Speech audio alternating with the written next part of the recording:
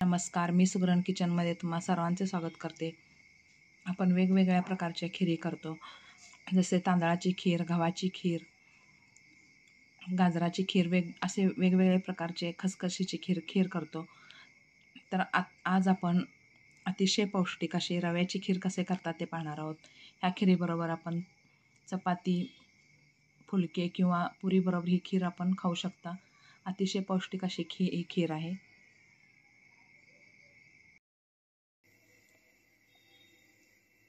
रव्याची खीर करण्यासाठी मी अर्धी वाटी रवा घेतलेला आहे। आपण नेहमी उपमाला वगैरे वापरतो तो रवा घेतलेला आहे मी। 1 चमचा वेलची जायफळ पावडर, अर्धी वाटी साखर, काजू, बदाम आणि हे चारोळी घेतलेले आहेत, हे ड्रायफ्रुट्स घेतलेले आहेत। रव्याची खीर करण्यासाठी मी गॅसवर पातेलं गरम करायला ठेवलेलं आहे। त्यामध्ये मी 2 चमचे तूप घालते। त्यामध्ये आपण ड्रायफ्रुट्स भाजून घेऊयात।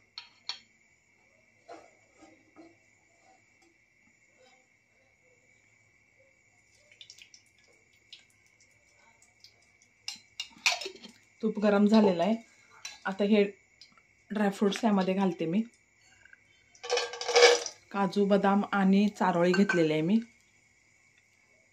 ते भाजून घेऊया यामध्ये। काजू, बदाम आणि चारोळी भाजून झालेले आहेत। आता मी हे बाउलमध्ये काढून घेते। हे का मस्त असे भाजलेले आहेत, गोल्डन ब्राऊन कलर आलेला आहे। हे मी एका बाउलमध्ये काढून घेते।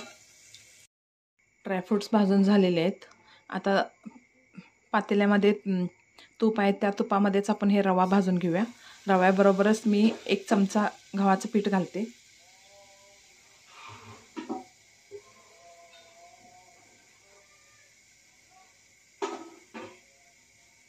गव्हाचं पीठ घातल्यामुळे खीर एकदम टेस्टी आणि खूप छान लागते गव्हाच्या पिठामुळे। तर हे चांगलं खमंग असं भाजून घ्यायचं आहे, गोल्डन ब्राऊन कलर येईपर्यंत। रवा आणि गव्हाचं पीठ भाजून झालेलं आहे। आता ह्यामध्ये मी 1 ग्लास गरम पाणी घालते।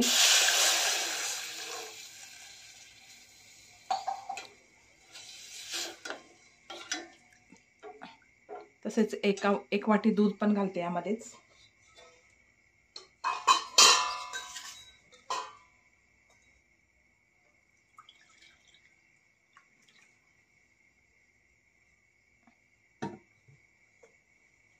एक वाटी दूध, हे चांगलं उकळी येईपर्यंत आपण रवा ह्यामध्ये शिजवून घेऊया दुधामध्ये।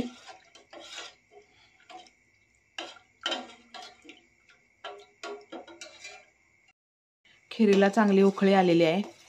उकळल्यावर आपण बाकीचे साहित्य यामध्ये अर्धी वाटी साखर घालते।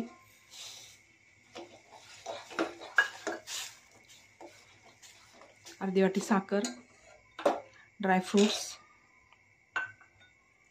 1 चमचा वेलची जायफळ पावडर आणि चवीपुरतं मीठ घालते। कुठलाही गोडाचा पदार्थ करताना थोडंसं मीठ घातलं की त्या पदार्थाची चव वाढते। थोडंसंच घालायचं आहे मीठ। ते सर्व मिक्स करून एक 5 मिनिटं शिजवून घ्यायचं आहे।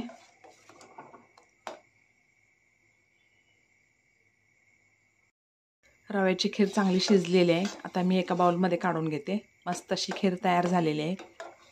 ही खीर आपण चपातीबरोबर, पुरीबरोबर, फुलक्याबरोबर खाऊ शकता। मस्त अशी खीर तयार झालेली आहे। रव्याची खीर तयार झालेली आहे, ते मी एका बाउलमध्ये काढून घेतलेलं आहे। तसेच नवनवीन छान आणि हेल्दी रेसिपी पाहण्यासाठी माझ्या चॅनलला लाईक, शेअर आणि सबस्क्राईब करा।